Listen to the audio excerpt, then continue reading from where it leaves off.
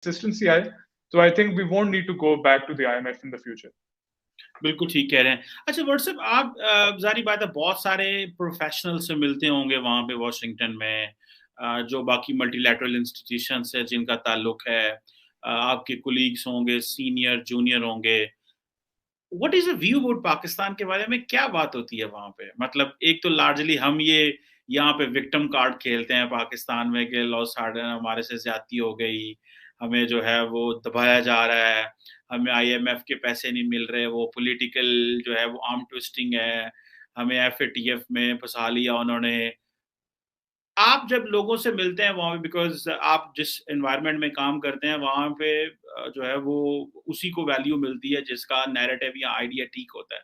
तो आप क्या समझते हैं वहां पे लोग क्या बात होती है पाकिस्तान के बारे में? जी, लार्जली तो ऑब्वियसली नेगेटिव बात होती है because of the political imbalances, जो पॉलिटिकल चेंजेस होती हैं उससे बहुत ज़्यादा इंस्टेबिलिटी आती है. पर एट द सेम टाइम मैंने ये भी नोटिस किया है कि बहुत ही पॉजिटिव थिंकिंग है about the handling of Covid 19. Covid 19 एक बहुत बड़ा बड़ा एक चैलेंज था पूरी दुनिया के लिए, और द फैक्ट कि पाकिस्तान में रिलेटिव टू अदर कंट्रीज आपकी डेथ काउंट बहुत कम था और बहुत ही अच्छी पॉलिसीज इख्तियार की गई थी by government at the time, तो उससे जो है आपका इतना ज्यादा नुकसान नहीं हुआ health wise to the people of Pakistan, and आपका सही तरह वो मैनेज हो गया था through COVID 19. But due to the जाहिर है जो हमारा बैलेंस ऑफ ट्रेड डेफिसिट चल रहे हैं, जो हमारे रिजर्व्स बहुत कम हुए हैं, obviously there is this feeling कि Pakistan needs a lot of help and they need to follow through with their commitments. तो ये एंड ये पूरी दुनिया में अब ये एक मसला चल रहा है बिकॉज ऑफ एनर्जी प्राइसेस की इंक्रीजेस, यूक्रेन रशिया का जो वॉर चल रहा है, ठीक है, जो आपका यूएस ने अपना फेड रेट, जो इंटरेस्ट रेट है अपना इंक्रीज किए, उससे पूरी दुनिया में ये एक इफेक्ट पड़ा है नेगेटिव, और आपकी बाकी जो करेंसीज हैं they are depreciating against the US dollar. तो ये एक ग्लोबल एक इशू है, and I think but obviously there are positives and negatives. Pakistan की कुछ चीजें इधर अच्छी लगती हैं वर्ल्ड बैंक स्टाफ को, और कुछ चीजें ऑब्वियसली दे फील कि पाकिस्तान कैन वर्क ऑन. जैसे पॉलिटिकल स्टेबिलिटी अगर ले आए तो फिर ज्यादा प्रिडिक्टेबिलिटी हो सकती है और ज्यादा फिर पॉजिटिव इकोनॉमिक कॉन्सिक्वेंसेस हो सकते हैं.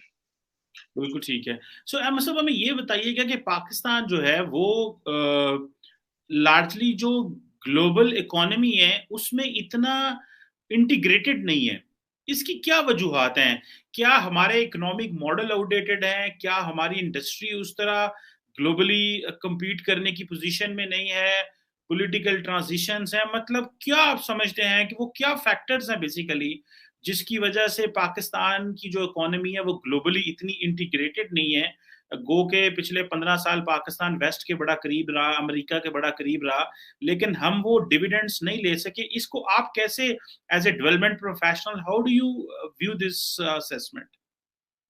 जी, कुछ तो विनर्स हैं पाकिस्तान में, कुछ तो अच्छे बिजनेस सेक्टर्स हैं कि आईएफसी जैसे इदारा उसने 1.2 बिलियन यूएस डॉलर्स इन्वेस्ट किए हैं पाकिस्तान में फ्रॉम 1956 टू नाउ. तो जाहिर है कि कुछ ऐसे अपॉर्चुनिटीज नजर आई होंगी आईएफसी को प्रॉफिट के लिए और डेवलपमेंट के लिए, तो उन्होंने फिर इन्वेस्ट किया.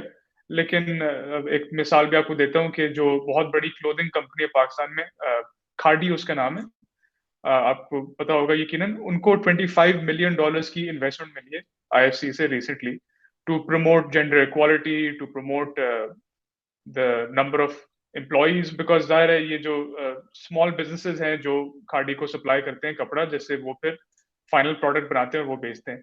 तो अगर खादी की तरह कुछ और बिजनेसेस जो है एक्सपैंड करें, अपना आउटलुक जो है इंटरनेशनल करें, जिस तरह the way khadi caught the attention of IFC was के उनके बिजनेसेस आउटलेट्स उन्होंने बना लिए थे यूके में भी, तो they got this international growth, जिसकी वजह से आईएफसी ने नोटिस किया, उन्होंने फिर इन्वेस्ट किया. But to be honest I think major issue ये है कि बिजनेस में investment in Pakistan is a very big hassle. जो इंटरनेशनल इन्वेस्टर्स हैं उनको ईज ऑफ बिजनेस चाहिए, उनको चाहिए कि कंडीशंस ऐसे हों कि हमारी जो भी इन्वेस्टमेंट पाकिस्तान में हो वो डिविडेंड्स पे करे, उसका एक प्रॉफिट इंसेंटिव होना चाहिए. तो आई थिंक ये भी एक टॉप डाउन अप्रोच होना चाहिए कि पहले गवर्नमेंट लेवल पे एक अंडरस्टैंडिंग होनी चाहिए कि हमने आसान करना है इंटरनेशनल इन्वेस्टर्स के लिए, फॉरेन ओवरसीज पाकिस्तानीज के लिए, कि वो अपने मुल्क में इन्वेस्ट करें. जो हाई पेइंग इंडस्ट्रीज हैं उनमें इन्वेस्ट करें, जिस तरह टेक्सटाइल हो गया जो मैंने मिसाल आपको दी, और कंस्ट्रक्शन होगी, जो which have a positive profit outlook. तो इस तरह अगर करेंगे from the top down level, ये एक अंडरस्टैंडिंग हो, तो आई थिंक काफी बिजनेसेस प्रॉस्पर कर सकते हैं पाकिस्तान में। बिल्कुल ठीक है।